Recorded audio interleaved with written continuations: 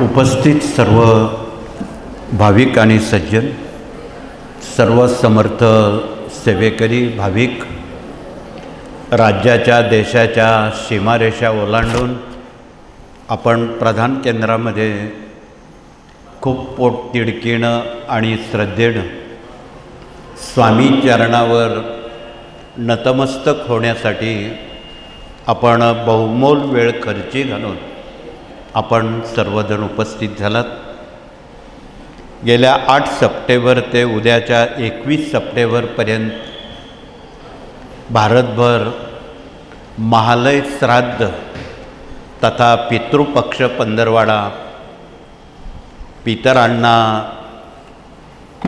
तृप्ती आणि त्यांचा आशीर्वाद मिळवण्यासाठी पूर्व परंपरेनुसार या देशामध्ये पितरांचा उत्सव केला जातो. आणि खरं तर पितर हे देवांपेक्षा श्रेष्ठ आहेत, म्हणून आपण या पितृपक्षामध्ये महालय श्राद्ध, तर्पण हे आपण करत असतो. पण हे करताना गेलेल्या व्यक्तीचं वर्ष श्राद्ध झाल्यानंतर आपण करायचं असतं. दरम्यान काही महिन्याच्या आत कुणाचा मृत्यू झाला असेल तर महालय श्राद्ध करता येत नाही, त्याला महिना किंवा पक्ष घालावे लागतात. हे पण आपल्या धर्मात शिकवलेलं आहे.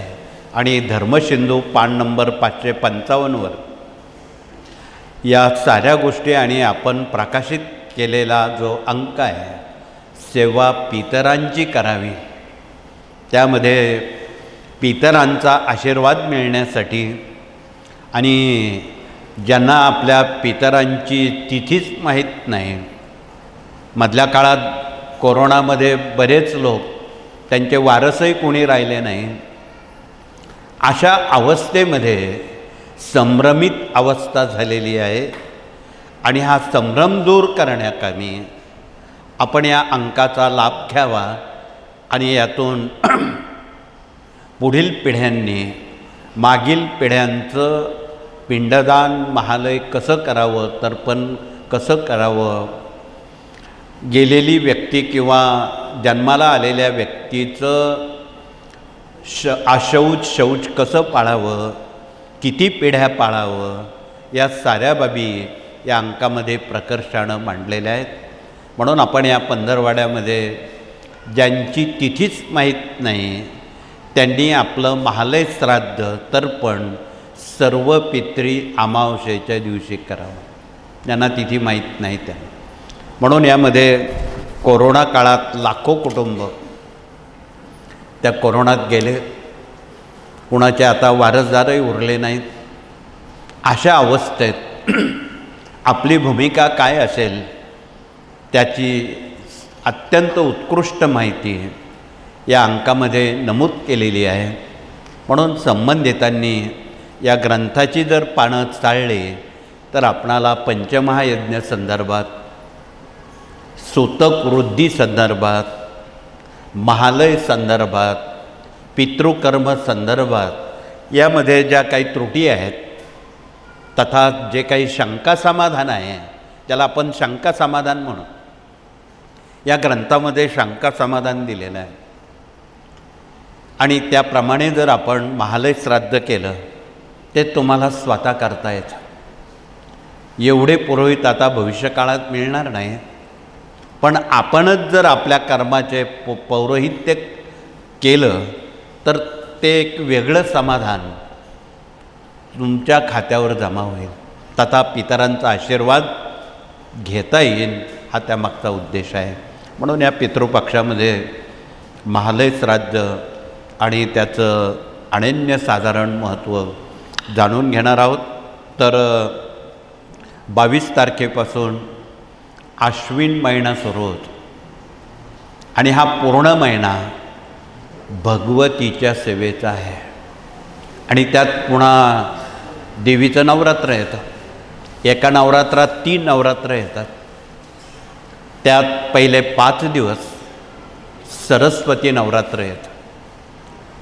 पालकांनी विद्यार्थ्यांच्या बाबत काळजी घेताना ते गुणवत्ता यादीत यावेत, केलेला अभ्यास स्मरणात राहावा, चांगल्या गुणांनी ते पास व्हावेत की जेणेकरून वशीला लागण्याची जरुरी पडणार नाही.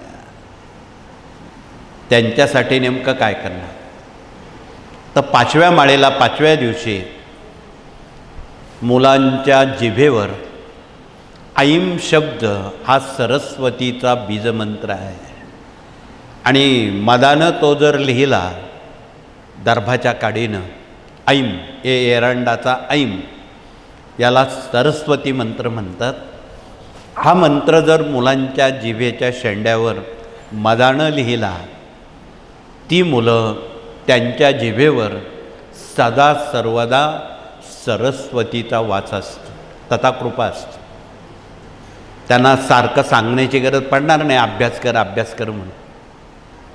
म्हणून पालकांचा जो ताण आहे शैक्षणिक, तो हलका करण्याचं काम हा बीजमंत्र ऐम हा शब्द मुलांच्या जिभेवर लिहा. इयत्ता पहिलीपासून तर PhD पर्यंत जे विद्यार्थी लोक आहेत त्या सर्वांच्या जिभेवर हा मंत्र लिहावा. वेळ कोणतीही चालेल, जी वेळ असेल ती वेळ. म्हणून आपण या देवी नवरात्राच्या अंतर्गत जे 3 नवरात्र येतात त्यात पहिलं सरस्वती नवरात्र आहे. दुसरं नवरात्र औद्योगिक आहे. गाड्या, घोड्या, कारखाने, यंत्र, मशिनरी, सायकलपासून तर कारखान्यांपर्यंत जेवढी यंत्र आणि मशिनरी आहे त्याची खंडे नवमीला पूजा करायची असते. हळद, कुंकू, अक्षता, फुलं वाहून. अधिक माहिती आपल्या मराठी अस्मितेत तर दिलेली आहे. तथापि या यंत्र मशिनरीची आपण पूजा करावी. त्यात विष्णू गायत्री, लक्ष्मी गायत्री मंत्र म्हणावा. औद्योगिक युगाचे सर्वात सर्व सुप्रीम कोर्ट भगवान विष्णू आणि लक्ष्मीजी आहेत. म्हणून त्यांचा मंत्र आपण या द्वितीय नवरात्रात आपण म्हणावा. त्याला खंडेनवमी म्हणतात. मुंबई, पुण्यासारख्या किंवा भारतातल्या महानगरांमध्ये सगळे कारखानदार शेकडो वर्षापासून नव्हे, प्राचीन कालापासून खंडेनवमीला त्या यंत्रदेवतेंची पूजा करतात. त्या दिवशी बंद ठेवतात.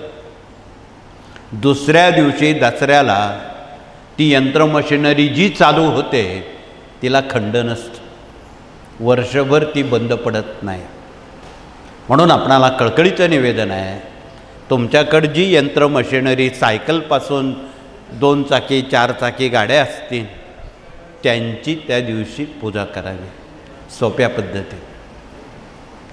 तिसरं नवरात्र आपण समजून घेणार आहोत, देवी नवरात्र. पहिल्या माळेपासून तर पौर्णिमेपर्यंत आणि आश्विन महिना अखेरपर्यंत हा भगवतीचाच महिना आहे. आणि या काळात आपण जास्तीत जास्त पाठ श्री दुर्गा सप्तशती या ग्रंथाचे सर्वांना करायला सांगा. आबाल, वृद्ध, माता, भगिनी सर्वांनी त्यात भाग घ्यावा. भगवती सर्वांचीच आहे. पुरुषांनी सुद्धा सप्तशती वाचायला कोण नाही म्हणते. ती आईचीच सेवा आहे असा दुराग्रह करून घेऊ नये. ते फक्त भगिनींनीच करावं आणि आपण अगदी मजा बघावी असं नाही. ती आई आहे. आईची सेवा करण्याचा अधिकार सर्वांना आहे. म्हणून आपण या तिघ नवरात्रांचं महत्त्व कृपया जाणून घ्यावं. आणि मगाशी आगामी 2 वर्षात घडणाऱ्या घटनाक्रम तुम्ही ऐकला. या 2 महिन्यामध्ये जगात आणि देशामध्ये अप्रिय घटना घडणार आहेत. त्याआधीच आपणाला सावध केलेलं बरं म्हणून सांगितलं. अप्रिय घटना ज्या तुम्ही कधी ऐकल्या नाहीत अशा घटना जगात घडणार आहेत. जी नेपाळची घडली ती जगात घडणार आहे. ते अमेरिकेत घडणार आहे. त्या आधीच सांगून ठेवतो. म्हणून आपले अमेरिकेत जे लोक आहेत त्यांना तुम्ही ईमेलद्वारा, फोनद्वारा कळवा, सावधान रहा. आणि या काळात स्वामींचं संरक्षण म्हणून स्वामी चरित्र सप्तशतीचं वाचन करा, कालभैरव अष्टक वाचन करा, अथवा श्री स्वामी समर्थ जो कोणी 12 लक्ष जप करेल तो यातून नक्कीच वाचेल, यात संशय नाही. ही काळ्या दगडावरती रेघ आहे. म्हणून आता मुंबईसारख्या ठिकाणी तर गेली 3 महिन्यापासून त्यांचे 6-6 लक्ष जप लिहून पूर्ण झाला. आपणच का मागे राहत? म्हणून आपणाला निवेदन आहे की आपण श्री स्वामी समर्थ हा जप आगामी येणाऱ्या संकटांची चावून तुमच्यापर्यंत येऊ नये म्हणून हा एक सावधानतेचा इशारा आपणापर्यंत पोचवावा असं वाटू लागलं. म्हणून ह्या सर्व बाबी आपण गेली 4 महिन्यापासून सर्व देशवासियांसवेत जगामध्ये हा संदेश पोचवत आहोत की जगातही आपली बरीच माणसं आहेत, त्यांनासुद्धा कुठला त्रास होऊ नये, त्यांच्यापर्यंत कुठली आपत्ती येऊ नये म्हणून त्यांनी पण अलर्ट राहावं हा सांगण्याचा आशय आहे. म्हणून या अश्विन महिन्यात आपण जास्तीत जास्त सप्तशतीचे पाठ करावेत. कारण आपण गेले सुमारे 15 वर्षापासून देशासाठी एक संकल्प केलेला आहे, धर्मासाठी संकल्प केलेला आहे. कोणता? 100 कोटी पाठ श्री दुर्गा सप्तशतीचे आपण करत आहोत. 100 कोटी पाठ श्री स्वामी चरित्राचे करत आहोत. 100 कोटी पाठ भगवान शंकराची उच्च सेवा म्हणून रुद्राचे करत आहोत. आणि इथे आमचे याज्ञिकी प्रतिनिधी विविध विभागातून आलेत. कदाचित त्यांना विसर पडला असेल. अब्जचंडीत आपली सेवा काय आहे हे महाराज आपल्याला विचारणार आहेत. म्हणून आपण इतरांकडून आपल्याकडून ही सेवा झाली पाहिजे. बऱ्याच जणांना काही वाटतं की आपण लोकांचा सत्यनारायण करतो म्हणजे आपला झाला, असं नाही. तुम्हाला स्वतः त्यात सगळं करावं लागणार आहे. जरी तुम्ही याज्ञिकी असाल तरी ते तुम्हाला करावं लागेल. समसकला पाहू या उक्तीचं परिपालन आपणाला यातून वैयक्तिक स्वरूपात करावं लागणार आहे. तपशिलात न बोलता या साऱ्या बाबी देशासाठी धर्मासाठी आपण करत आहोत. केवळ आपल्या समस्या सुटल्या म्हणजे धर्माचं देशाचं काम झालं हे खोटी गोष्ट आहे. या कार्यातून गेल्या 80 वर्षापासून स्वामी युगाचे युगप्रवर्तक आणि परमपूज्य दादांचे गुरु नारायणदासजी पेठले महाराजांनी स्वामींचा त्यावेळी आदेश घेऊन अचेतो हिमालय पायपीट पाणी भ्रमंती करून देशकल्याणाचा मानव कल्याणाचा वसा त्यांनी घेतला आणि प्रपंचावर तुळशीपत्र ठेवून आर्त पीडित दुःखित मुमुक्षित आणि उद्ध्वस्त झालेली मनं आणि उद्ध्वस्त झालेले प्रपंच दुरुस्त करण्याचा एक संकल्प केला. आणि जे सेवेकरी म्हणतात ते याचे घटक आहेत, या विचाराचे ते घटक आहेत.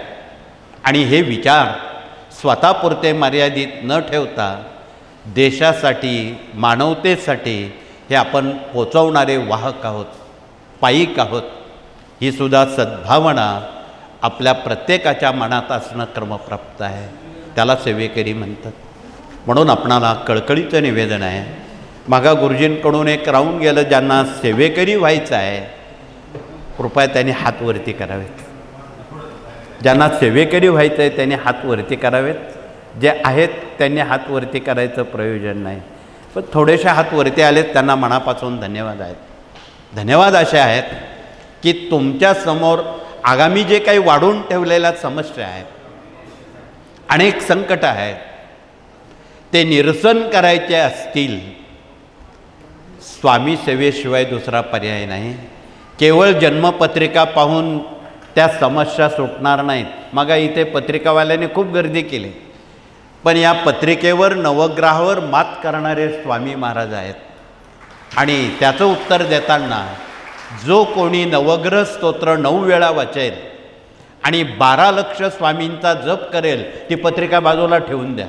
त्याचं प्रारब्ध सुकृत क्रियामान ऋण वैर हत्या शाप तळतळाट सारं बदलल्याशिवाय राहणार नाही. आणि तो वाल्याचा वाल्मिक झाल्याशिवाय राहणार नाही. त्याला सेवाच करावी लागते, पत्रिका पाहून प्रश्न सुटत नाही. म्हणून कृपया काही लोकांनी गैरसमज करून दिलेला आहे की पत्रिका पाहिली म्हणजे प्रारब्ध बदलतं. चुकीची कल्पना आहे. म्हणून आपणाला अत्यंत कळकळीचं नम्र निवेदन आहे, या बाजारू पत्रिका किंवा याच्या फार लक्ष देऊ नका. पत्रिकेत फक्त 5% ज्ञान असतं, 95% अध्यात्मात असतं. ते विसरता कामा नये. म्हणून आपणाला कळकळीचं निवेदन आहे. आणि या सर्व विभागातून वाटचाल करत असताना अनेकांची अनेक शंका समाधान, अनेक समस्या आहेत. आणि या सर्व समस्या निरसन करण्यास वाटते कलियुगामध्ये स्वामींनी हा अवतार घेतला. कलो श्रीपाद श्रीवल्लभ स्वामींनी इसवी सन 1049ला पृथ्वी दुभंगून 8 वर्षाची बालकमूर्ती धरणीतून प्रकटली. खरं तर यामध्ये खूप मोठा अर्थ भरलेला आहे. भगवान विष्णूंनी दशा अवतार घेताना स्त्रीदेहातून अवतार घेतला. त्यात राम असतील, कृष्ण असतील, अन्य अवतार असतील. स्वामींचं काम वेगळं आहे. स्वामींना जन्म देण्यासाठी या भूतलावर, या त्रिभुवनात कोणीही दुसरी शक्ती नव्हती. त्या पृथ्वीला ते रूप घ्यावं लागलं आणि पृथ्वीनं स्वामींना जन्म दिलेला आहे. यावरून आपल्याला आकलन करता येईल की पृथ्वी मातेनं स्वामींना जन्म दिलेला आहे. एवढी मोठी शक्ती आहे. चुकून आणि न कळत आपण एक फार मोठ्या शक्तीजवळ आपण पोचलेला आहात हे विसरता कामा नये. आणि मग त्यांनी 1378ला पिठापूर या गावी, जिथे आपण आंध्र प्रदेशामध्ये जे केंद्र स्वामींचं सुरू केलेलं आहे दशकापूर्वी, त्या पुण्यभूमी त्यांनी निवडली. आणि त्या पुण्यभूमीत कलो श्रीपाद श्री वल्लभ हा अवतार घेतला.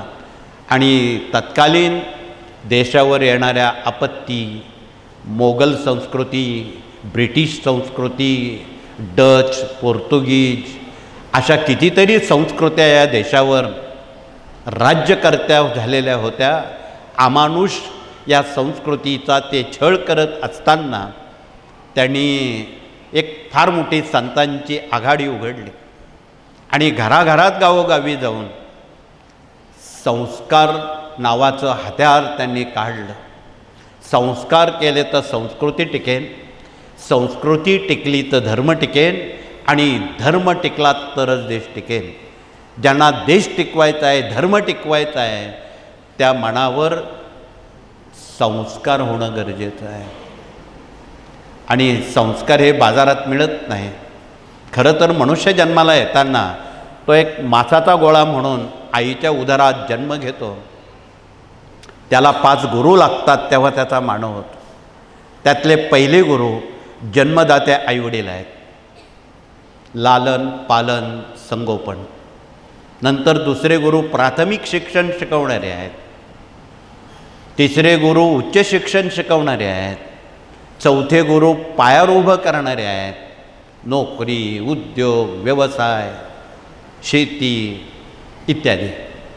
आणि हळूच मग ते पालक लोक त्याला गृहस्थाश्रमी बनवतात. त्यावर काही जबाबदाऱ्या देतात. त्यावर कुटुंबाची जबाबदारी येते. आणि हा कुटुंबाचा भार वाहता वाहता तो म्हातारा होतो, थकतो. मग त्याला आठवतं हरवलेली मनशांती कुठे मिळेल. ती हरिद्वारला मिळेल, बद्रीनाथाला मिळेल, केदारनाथाला मिळेल का रामेश्वरला मिळेल. तीर्थयात्रा करत राहतो. त्या तीर्थात गेल्यापुरतं तेवढं बरं वाटतं. घरी आला हे रे माझ्या मागल्या. बाजारात मनशांती कुठे मिळत नाही. ती फक्त अध्यात्मातून मिळते. म्हणून अध्यात्मातून योग्य मार्गदर्शन करणारे 5वे गुरु ज्याला मिळतील तो खरा मानव होण्यास पात्र ठरेल. म्हणून ज्याला मानव व्हायचं आहे त्याला आध्यात्मिक सेवा करणं गरजेची आहे. म्हणून या प्रधान कार्यालयात आणि जगात देशात अस्तित्वात असणाऱ्या त्या सर्व शाखा आहेत. हजारो त्या ठिकाणी याचं आचरण करण्यासाठी, लोकांची गैरसोय दूर करण्यासाठी, हे गोड्या पाण्याचे झरे गावोगावी उभे करण्यासाठी, त्यांना हे सुसंस्कार प्राप्त होण्यासाठी सर्वांना दिंडोरीला येणं अशक्य आहे. म्हणून त्यांच्यासाठी गाव तेथे केंद्र आणि घर तेथे सेवेकरी ही संज्ञा या कार्यानं गेल्या सुमारे 70 वर्षापासून या आध्यात्मिक सेवेचं विकेंद्रीकरण करायला सुरुवात केली. हे विकेंद्रीकरण करताना सुज्ञांनी याची जाण ठेवावी. समजा या कार्यानं दुसरी शाखा काढली नसती, इथेच केंद्र एकच बांधलं राहू दिलं असतं, काय झालं असतं? आज महाराष्ट्रात 13 कोटी जनता आहे, एकट्या महाराष्ट्रात. भारतात काही कोटी 150 कोटी लोक आहेत. त्यांच्या समस्या, जगात अनेक समस्या 7 समुद्रापलीकडे ज्या आज सोडवल्या जातात त्याला लोक मुकले असते. म्हणून आपण जाणकारांनी आणि सेवेकरी म्हणवणाऱ्यांनी सत्तेचं सेवेचं विकेंद्रीकरण हा महत्त्वाचा मुद्दा आहे. आणि या मुद्द्यावर आपण इतरांना सेवेकरी बनवावं, आपल्यासारखं बनवावं, हे कळकळीचं निवेदन आहे. सांगण्यासारख्या खूप बाबी आहेत. श्रीपाद श्रीवल्लभांचा आविष्कार 1378 ते 1528 पर्यंत होता. 1528ला त्यांनी तो देह सोडला. महाराष्ट्रामध्ये कारंजाला ते आले आणि नरसिंह सरस्वती म्हणून त्यांनी तो देह धारण करून पुढची 50 वर्ष ते गाणगापूरला आले. गाणगापूरला खूप लीला केल्या आणि 838 वर्ष सतत आपण या दोघं आविष्कारात काम करत होतो. म्हणून नियतीला काही मर्यादा असतात. म्हणून गाणगापूरवासियांचा त्यांनी निरोप घेताना सांगितलं, मी इथेच राहीन परंतु मला कर्दळीवनात जाणं आहे. म्हणून कर्दळीवनात जाण्यापूर्वी 1674 साल उजाडलं. महाराजांना दूरदृष्टी होती हजारो वर्षाची. मागचा पुढचा विचार न करता ते तडक रायगडावर आले. छत्रपतींच्या महाअभिषेकासाठी महाराज जाणीवपूर्वक त्या ठिकाणी गडावर हजर राहिले, रायगडावर. तिथे सर्वप्रथम छत्रपतींच्या गुरूंची सुद्धा त्या ठिकाणी उपस्थिती होती. त्यामध्ये संतश्रेष्ठ तुकाराम महाराजांचा समावेश, संतश्रेष्ठ रामदासांचा समावेश. हे जरी गुरु असले परंतु याहीपेक्षा मोठे गुरु रायगडावर त्यांना मिळाले. आणि सर्वप्रथम त्यांनी मातोश्री जिजाऊ साहेबांना त्या सिंहासनावर बसवलं.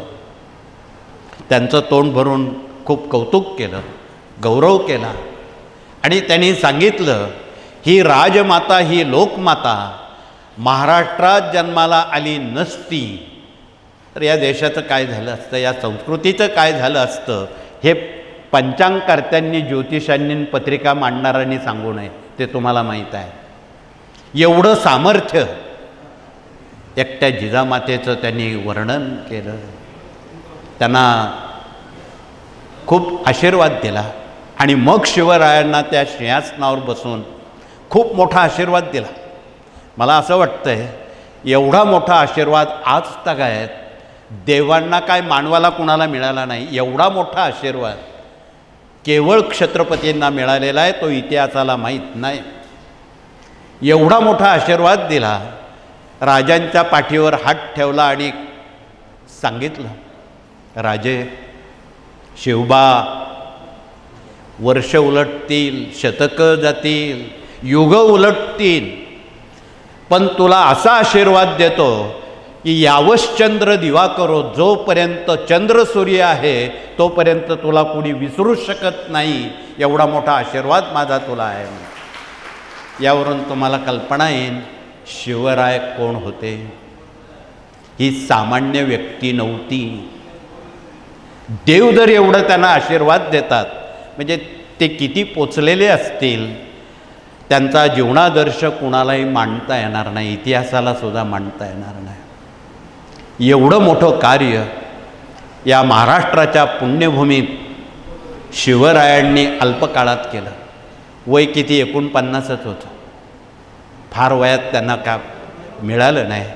समजा त्यांना 100 वर्ष आयुष्य मिळालं असतं तर हा इतिहास बदलला असता, हा देश बदलला असता.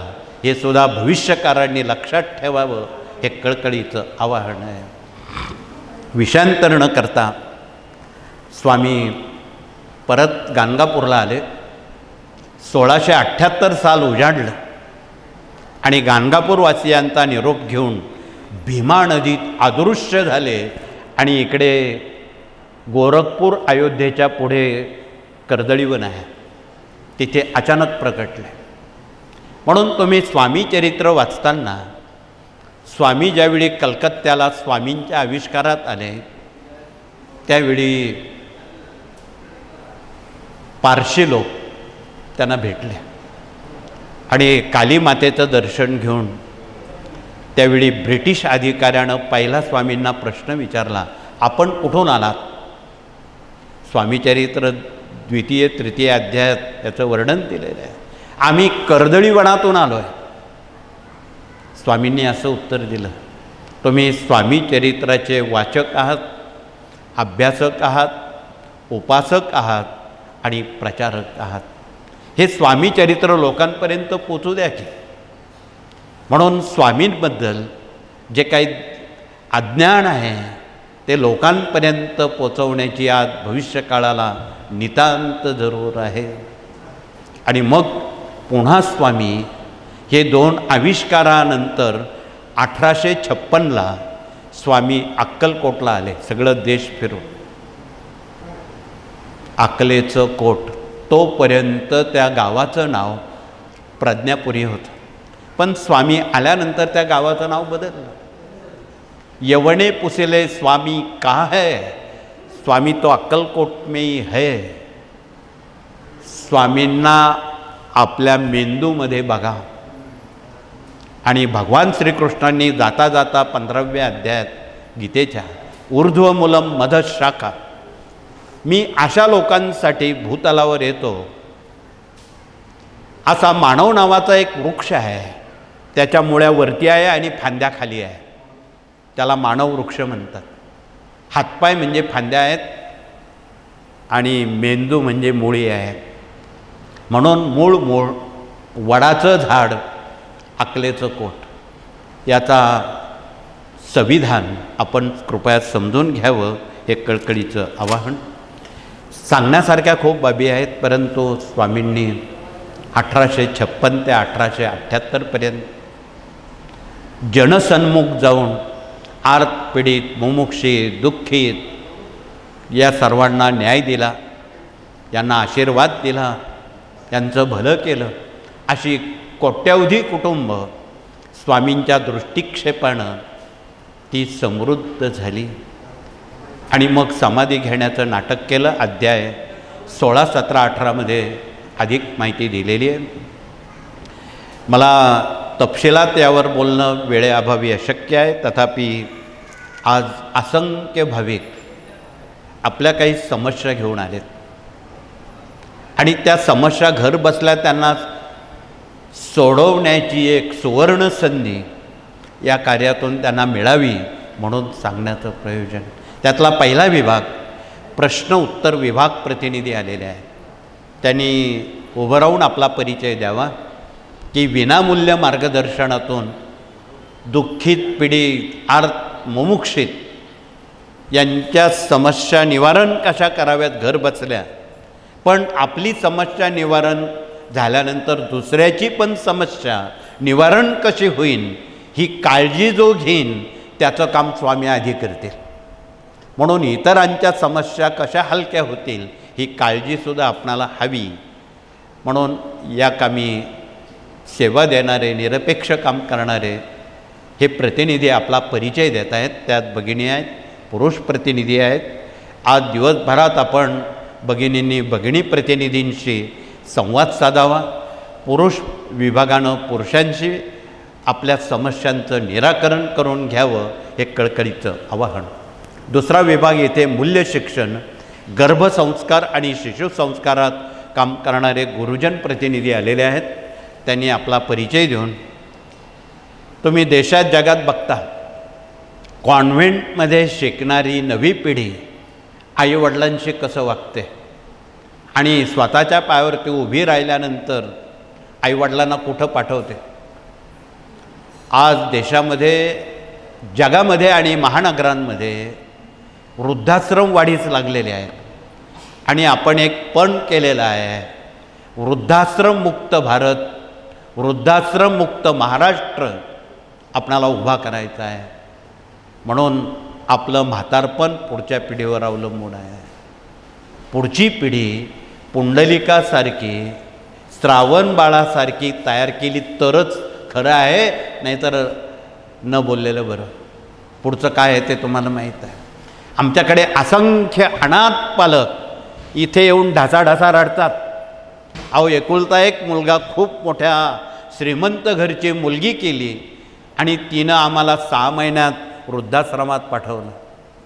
अशा कितीतरी अर्थ करून कहाण्या तुम्ही रोज ऐकता देशात जगात. असं घडणं खूप चांगलं आहे, अशातला भाग नाही. ही दुर्दैवी बाब आहे. भगवान श्रीकृष्णाने असं शिकवलं नाही किंवा मागच्या आविष्कारात असं शिकवलं नाही. म्हणून संस्कारानं संपन्न व्हायचं असेल तर आपणाला हे जीवनादर्श संस्कार मालिकेतून, गर्भसंस्कारातून, शिशुसंस्कारातून नव्या पिढ्यांपर्यंत त्यांच्या भाषेत आपण पोचवण्यापर्यंत मागे राहता कामा नये. म्हणून वार्धक्य, म्हातारपण आणि पुढची पिढी याचा समन्वय साधण्यासाठी आणि घराघरात पुंडलिक श्रावण बाळ तयार होण्यासाठी आपण सर्वांनी एकजुटीनं कामाला लागावं. आमच्या सर्व गुरुजनांना आपण सहकार्य करावं. त्यांनी प्रति आठवड्यात 1 दिवस शाळा विद्यापीठांमध्ये जाऊन विद्यार्थ्यांना मार्गदर्शन करावं. विद्यार्थ्यांनी कसं शिकावं, आईवडिलांच्या पायावर कसं डोकं ठेवावं, आईच्या उजव्या अंगठ्यावर 1 चमचा पाणी टाकून ते तीर्थ घेतल्यानं काय होतं ही अनुभूती सांगावी. पालकांनी कसं वागावं हे आमचे ज्येष्ठ गुरुजन लोक त्यांना सांगतील. तर शिक्षकांनी कसं शिकवावं हे शिक्षकांना सांगू शकतील. म्हणून समाजामध्ये हे जे 3 घटक आहेत, पालक, शिक्षक आणि विद्यार्थी, यांच्यापर्यंत हे जर विचार आपण पोचवले, मला वाटतं यापेक्षा जास्त सांगण्याची गरज पडेल असं वाटत नाही.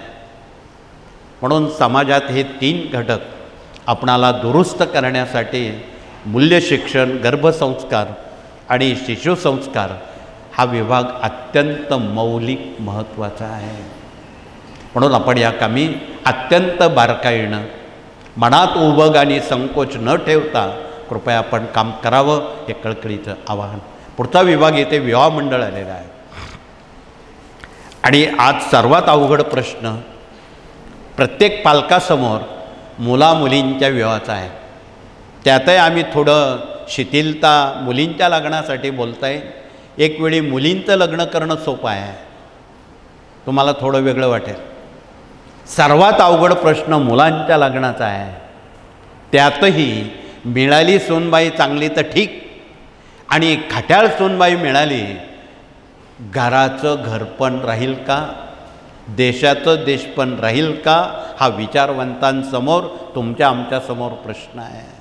म्हणून या कार्यानं गेल्या 60-70 वर्षात स्वामींच्या कृपेनं जेवढी विवाह झाली, जमली, ज्यांच्या विवाहाला स्वामींचा आशीर्वाद लाभला, आज तगायत एकही कुटुंबात घटस्फोट, फारकती झालेल्या नाहीत. म्हणून ज्यांना हे टाळायचं असेल त्यांनी बिना हुंड्यानं, बिना सोन्या नाण्यानं, अति अल्प खर्चानं आणि साखरपुड्यात तुम्ही विवाह करा. आणि त्यांना साखरपुड्यात भेट देताना तो मनोवांछित जो आपला ग्रंथ आहे तो दाखवा त्यांना. विवाहानंतर त्या जोडप्यांना हा ग्रंथ बक्षीस द्या, भेट द्या, तो वाचायला लावा, म्हणजे पुढचं काही सांगायची गरज पडणार नाही. त्या पानागणिक हे सारे विचार पोचवलेले आहेत. म्हणून भविष्यकाळ आपल्या हातात ठेवण्यासाठी ग्रंथ वाचले तर संत समजतील, संत समजले तर भगवंताकडे जाता येईल. म्हणून ह्या गुरुजनांनी आणि विवाह मंडळानं या ग्रंथांवर विशेष लक्ष केंद्रित केलेलं आहे. आणि फारकती घटस्फोट टाळायचे असतील तर आपण आमच्या विवाह मंडळाकडे जाणून बुजून संवाद संपर्क नोंद करावी, हे कळकळीचं आवाहन. तर पुढचा विभाग, कृषी प्रतिनिधी आलेले आहेत. वेळोवेळी होणारे कृषी महोत्सव असतील, कृषी मेळावे असतील. राज्यात देशात आज हजारो कृषी मेळावे झालेले आहेत. असंख्य शेतकऱ्यांचे अश्रू पुसण्याचं काम, मनोधैर्य वाढवण्याचं काम, मनोबल वाढवण्याचं काम, खचून न जाता, आत्महत्या न करता. जगावर यापूर्वी अनेक संकट येतात, येत राहतील, संकट येतात जातात, परंतु आत्महत्या करू नका हाही संदेश आपणाला विवाह मंडळातून, कृषी विभागातून करायचा आहे. तो असा की आत्महत्या पीडित मुलामुलींची विवाह आपल्याला करायची आहे. भारताचं संरक्षण करणारे शहीद जवान, त्यांच्या मुलामुलींचे लग्न थोडंच सरकार लावणार आहे, सरकार करणार नाही. म्हणून आपणालाच समाजामध्ये समसकाला पाहू आणि गरिबांना आपण न्याय देण्याचं काम, त्यांचे अश्रू पुसण्याचं काम, या देशातील गोरगरिबांची सेवा करण्याचं काम आपणाला या सेवा कार्यातून करायचं आहे. म्हणून सेवेकऱ्यांनी केवळ केंद्रापुरतं, सेवा मार्गापुरतं मर्यादित राहू नका. लोकांचे अश्रू कोण पुसेल? आज समाजात एकही माणूस विश्वासपात्र राहिला नाही, पारदर्शक राहिला नाही, ही खंत भविष्यकाळाला आहे. म्हणून आपल्या ज्या 18 विभागात काम करणारे प्रतिनिधी आहेत, त्यांनी देशाकरता, धर्माकरता थोडासा वेळ द्यावा, वाहून घ्यावं, तर हे जमेल. दुसरं हे काम कोणी करणार नाही. करणारे काय करतात ते तुम्हाला माहीत आहे, त्यांची आम्ही नावं घेणार नाही. म्हणून आपणाला कळकळीचं निवेदन आहे, हे देशकार्य आहे, हे धर्मकार्य आहे, यात आपला थोडासा वेळ, याची भागीदारी आपण करावी, हे कळकळीचं आवाहन आहे. म्हणून कृषी विभागातून, अन्य विभागातून आपणाला काम करण्याला एक नामी संधी आहे. पुढचा विभाग या ठिकाणी डॉक्टर लोक असाध्य आजाराची दवा घेऊन आलेले आहेत, त्यांनी त्वरित दाखवावी. इथे प्रति गुरुवार रविवारी कमीत कमी 100 रुग्ण कॅन्सरचे येतात बघा. आत्ताही सकाळी बरेच आलेले होते. शेवटचा उपाय म्हणून ते बिचारे येतात, ढासाढासा रडतात, परंतु स्वामी हे ऐकतात. स्वामी फार मोठे डॉक्टर आहेत, त्यांनी हा दवा उपलब्ध करून दिलेला आहे. आणि आज तगायत गेल्या दशकात सुमारे 2 लाख कॅन्सर दुःखमुक्त झालेले आहेत. त्यांचं आयुष्य त्यांना परत मिळालेलं आहे, जेवढं असेल तेवढं. म्हणून आपणाला निवेदन आहे, औषधं थोडे कडू तुरट आहे, परंतु बिना केमो, बिना शस्त्रक्रिया आणि बिना वेदना असणारा दवा आहे. त्यामध्ये सप्तरंगी आहे, त्याचा काढा आहे. तो जर रुग्णानं 40 दिवस लगातार घेतला, कसाही कॅन्सर बरा होतो, कुठल्याही स्थितीवरचा. दवा कडू तुरट आहे, ज्यांना शक्य आहे त्यांनी घ्यावा, सक्ती नाही. ज्यांना घशाचा आणि ब्लड कॅन्सर आहे त्यांच्यासाठी ही रानभेंडी संजीवनी आहे. आमच्या प्रतिनिधींशी तुम्ही भेटा, ज्यांच्या पोटात शरीरात कुठेही गाठी आहे, त्या कॅन्सरच्या असतील कुठलेही असते, देशी गाईच्या गोमूत्रात ते वेखंड घासून गरम करून तो प्राशन केला, 21 दिवसात गाठी मुक्त शरीर होतं. त्या गाठींचं पाणी होतं, रुपयाची गोळी लागत नाही. म्हणून आपणाला निवेदन आहे, औषधं कडू तुरट आहे, हिम्मत ठेवा डोळे झाकून घेण्याची. म्हणून आपणाला निवेदन आहे की कॅन्सरसारखे भयानक आजार बरे करण्याचं सामर्थ्य या दव्यात आहे. आणि पूजनीय तुकाराम महाराजांनी आपल्या गाथेमध्ये वृक्षवल्लरी आमा सोयरे वा वंचरे हे कुणाला उद्देशून आहे. म्हणून या साऱ्या संत मालिकेचा जीवनादर्श आपण आपली प्रकृती निकोप निरोगी असली तर तुम्हाला देवधर्म सत्कार्य अध्यात्म कार्य करता येईल. ज्याचं ऐहिक धड नाही, ज्याचं शरीर धड नाही, त्याला ही कामं जमणार नाही. म्हणून आपणाला निवेदन आहे, भगवंताकडे मागताना काय मागावं. तुम्ही निरोगी जीवन मागा, सगळं मिळालं.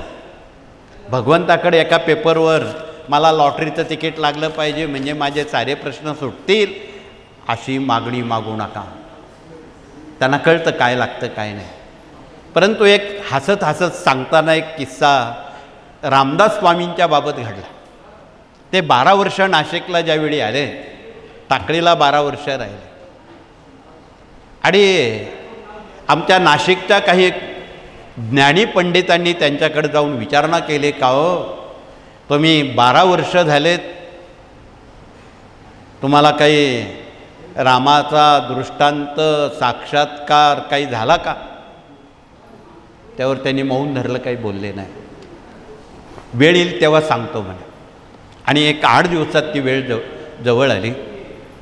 भल्या पहाटे 4 वाजता प्रभू रामचंद्र त्यांच्यासमोर उभे ठाकले. कोटी सूर्याचं तेज समोर उभं राहिल्यावर क्षणभर स्वतःला ते घाबरले.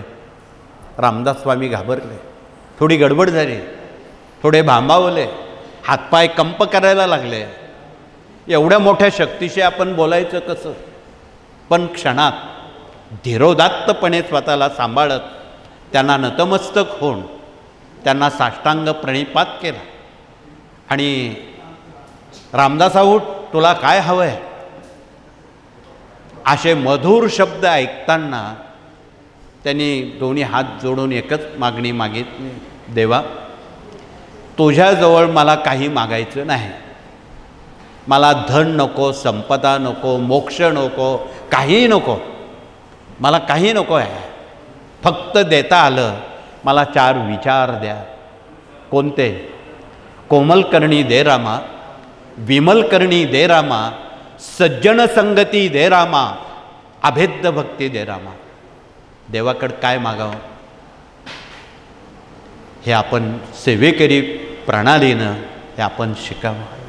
स्वामींकडं तुम्ही मागून मागून काय मागणार आहात आणि ते काय देणार आहात हे समजून सुद्धा येणार नाही.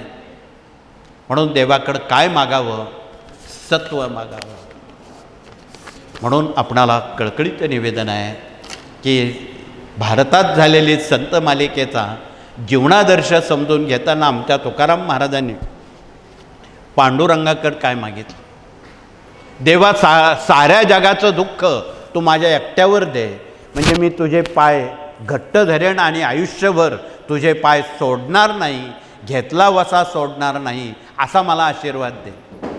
संत काय मागतात, आपण काय मागतो याचं समन्वय साधण्यासाठी आपण आपला बहुमोल वेळ खर्ची घालून खरं तर इथे आलेला आहात. वेळेला फार लांबवणं ठीक नाही. पुढचा विभाग या ठिकाणी वास्तुतज्ञ प्रतिनिधी आलेले आहेत. त्यांनी आपला परिचय देऊन वास्तूमध्ये आपणाला समाधान मिळावं. समाधानी कुणाला म्हणतात, श्रीमंत कुणाला म्हणतात, डोकं टेकल्याबरोबर ज्याला 5-6 घंटे शांतपणे झोप येते गोळ्या न खाता झोपेच्या, तो खरा श्रीमंत. इथे बसलेले सर्वजण श्रीमंत आहेत, मनानं श्रीमंत आहे, माणुसकीनं श्रीमंत आहे. टाटा बिर्ला नाहीत, अन्य नाहीत, ते कर्मदरिद्री माणसं आहेत. रात्री 3-3 वाजेपर्यंत झोपेच्या गोळ्या खाऊनसुद्धा त्यांना झोपा येत नाही. कसले श्रीमंत ते. तुम्ही इथे बसलेले आणि आमचे झोपडीत राहणारे लोक याहीपेक्षा श्रीमंत आहेत असा आमचा समज आहे. म्हणून आपणाला ही माणुसकीची श्रीमंती पुढच्या पिढ्यांपर्यंत पोचवण्यासाठी वास्तुरचना आवश्यक आहे. बऱ्याच वेळा वास्तूमध्ये अडगळ साहित्य असतं, वापरातही नाही सोडूनही देत नाही. फुटलेली भांडी, तुटलेल्या चपला, फाटलेले कपडे आणि इथे आलेल्या भगिनींच्या बऱ्याच किचन ओट्यांना काळा रंगाचा दगड लावलेला आहे. त्यांनी हात वरती करावे. धन्यवाद. घाबरून जाऊ नका. परंतु ज्यांच्या घरात काळा दगड आहे, तुम्ही बारकाईने याचा अभ्यास करा.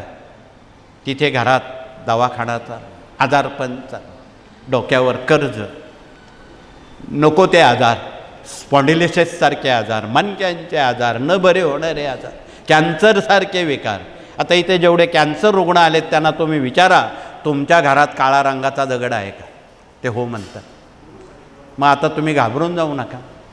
घरी गेल्यावर त्याला पिवळा किंवा पांढरा ऑइल पेंट बाजारातून आणा आणि त्याला रंग द्या. त्याचा रंग काळा दिसणार नाही एवढी हमी घ्या.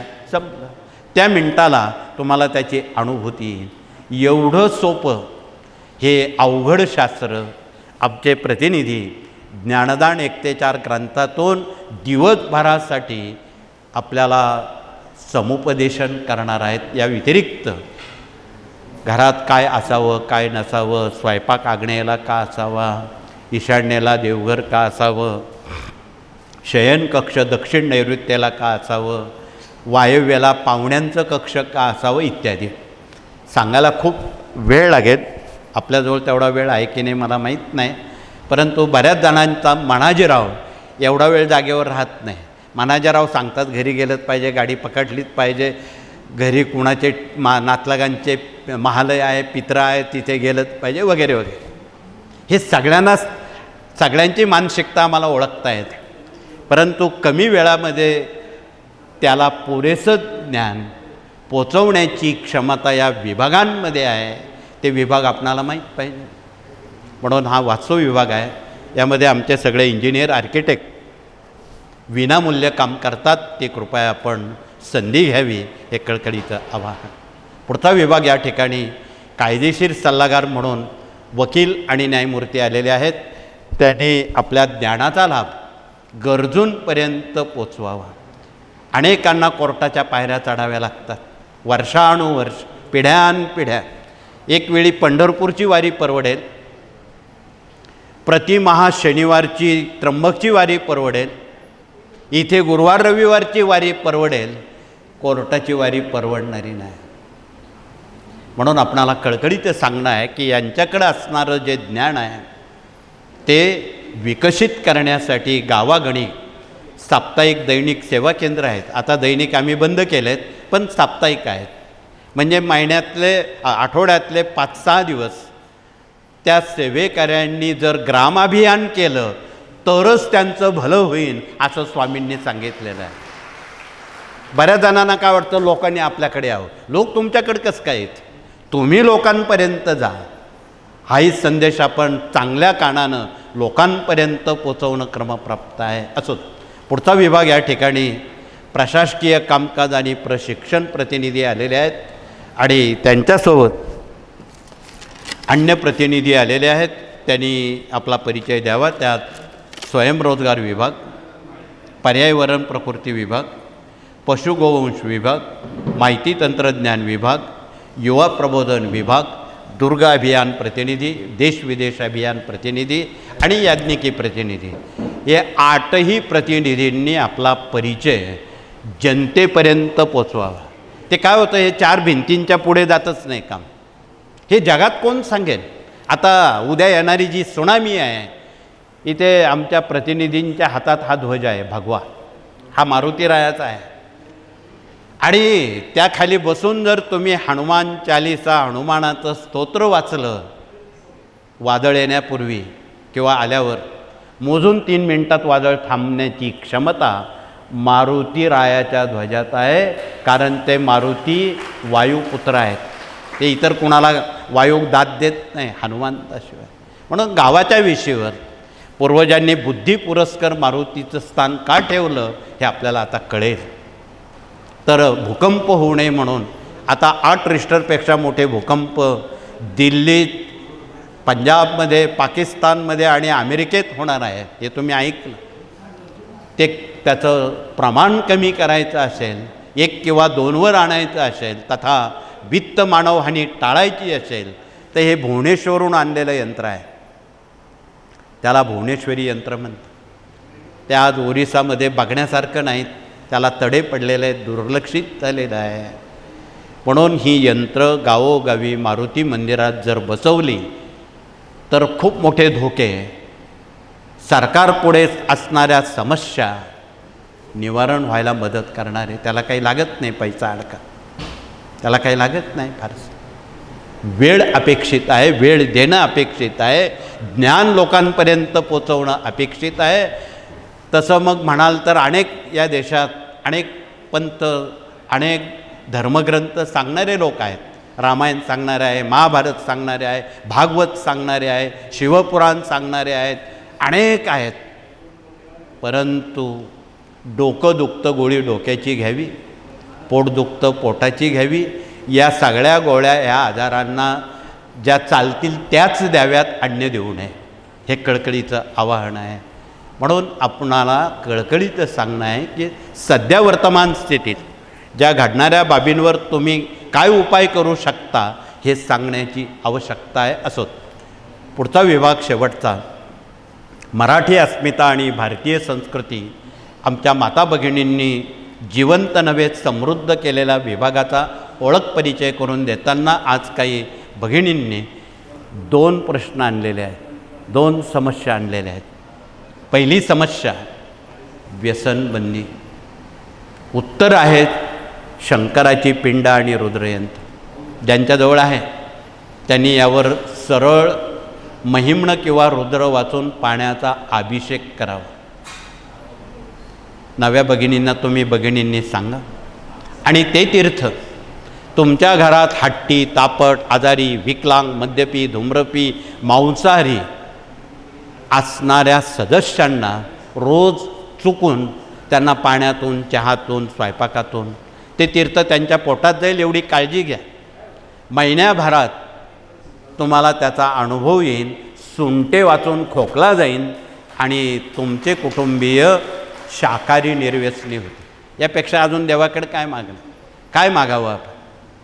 म्हणून ही मागणी, ही कृती आमच्या सर्व माता भगिनींनी कृपया बेमालूमपणे घर बसल्या करावी, कुठेही जायचं काम नाही. दुसरा प्रश्न, डोक्यावर वाढणारं कर्ज.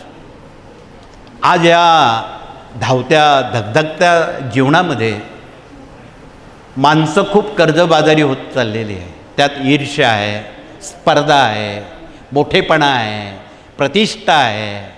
या साऱ्या गोष्टी खोट्या आहेत, त्या कर्जबाजारीपणाकडे नेणाऱ्या आहेत. म्हणून आम्ही सांगतो बिना हुंड्यानं लग्न करा, रोन काढून सण करू नका, घरंसुद्धा साधीसुधी बांधा, अनाठाई खर्च करू नका. या साऱ्या बाबी अल्प बचतीकडे नेणाऱ्या आहेत. म्हणून या प्रश्नाचं उत्तर देताना इथे डोक्यावरचं कर्ज खाली आणण्यासाठी त्याचं नाव आहे श्रीयंत्र. हे लक्ष्मीनारायणांचं आसन आहे आणि यावर जर आपण, लक्ष्मीचं वाहन कमळ आहे, ते तिला अधिक प्रिय आहे. परंतु आपल्याजवळ एवढी कमळं नाहीत, रोज 108 कोण वाहणार. म्हणून इथे कमळाच्या फुलातून प्राप्त झालेलं बी, त्याची केलेली माळ, त्याला कमळगड्डा म्हणतात. ही कमळगड्ड्याची माळ आहे, ही श्रीयंत्रावर अर्पण करावी. विष्णूंना तुळशीची माळ किंवा तुळस प्रिय आहे. म्हणून या तुळशीच्या माळेवर विष्णू गायत्री, लक्ष्मी गायत्री, कुबेर मंत्र, व्यंकटेश स्तोत्र, नंतर श्रीसूक्त याचं पठण आमच्या भगिनी करतात. आणि प्रतिपौर्णिमेला ही मराठी 5 अध्यायाची पोथी वाचून वाटीभर शेऱ्याचा प्रसाद दाखवून स्वतः सत्यनारायण करतात. स्वतः. एवढे पुरोहित कुठे मिळणार आपल्याला. तथापि ज्या भगिनी स्वतः पौर्णिमेला सत्यनारायण करतात त्यांनी कृपया हातवरती करावे. मनापासून धन्यवाद आहेत. भरपूर हातवरती आलेत, पण ज्यांचे हातवरती नाहीत त्यांना कोण सांगेल. म्हणून तुम्ही थोडासा वेळ त्यांच्यासाठी द्या. ज्यांच्या हातवरती नाही त्यांच्यासाठी द्या. त्यांना सांगा की आम्ही असा असा सत्यनारायण बिना खर्चिक करतो, त्याला खर्च शून्य आहे. का तर घरात तुमच्याजवळ ते साहित्य आहे. बाजारातून केळीचे खुंट किंवा बाकीच्या गोष्टी आणायचं काम नाही. तुमच्याजवळ सगळं आहे, त्याचा वापर करा. म्हणून अशा पद्धतीनं जर घरच्या घरी सत्यनारायण केला तर डोक्यावरचं कर्ज खांद्यावर येईल आणि हळूहळू तुम्ही कर्जमुक्त, दुःखमुक्त, चिंतामुक्त जीवन जगण्याला संधी द्याल. असोच वेळेला विराम करण्यापूर्वी अधिक वेळ उचित नाही. पितृपक्ष हा 2-3 दिवस राहिलेला आहे. ज्यांच्या पूर्वजांच्या महालय श्राद्ध अपूर्ण आहेत किंवा माहीत नाही त्यांनी सर्व पित्रीला करावं. आगामी येणाऱ्या 22 तारखेपासून मराठी आश्विन महिना देवीचा सुरू होतो आहे. त्यात नवरात्र आपल्याला साजरं करायचं आहे. देशाचं हित, मानवहित, धर्महित या साऱ्या बाबी त्यात खचून भरलेल्या आहेत. त्याकडे कृपया आपण सहानुभूतीपूर्वक कृपया लक्ष द्यावं एवढंच कळकळीचं सांगून आपणा सर्वांना या पितृपक्षाच्या पुन्हा एकदा मनपूर्वक शुभेच्छा देऊन हात जोडून प्रार्थना करू आणि अत्यंत मौनानं, शिस्तीनं सर्वप्रथम प्रार्थनेनंतर भगिनीवर्ग नंबर 1च्या गेटनं समाधी औदुंबराला केवळ वळसा घालतील, दरबारात महाराजांना नमस्कार करतील, मधल्या मार्गे परत आपल्या जागेवर बसतील. तदनंतर पुरुषवर्ग त्याप्रमाणे आचरण करतील. यात आपण वृद्धांना, अपंगांना सहकार्य करावं एवढंच सांगून आपण सामुदायिकरित्या प्रार्थना करू आणि हे सत्र या ठिकाणी थांबू. श्री स्वामी समर्थ.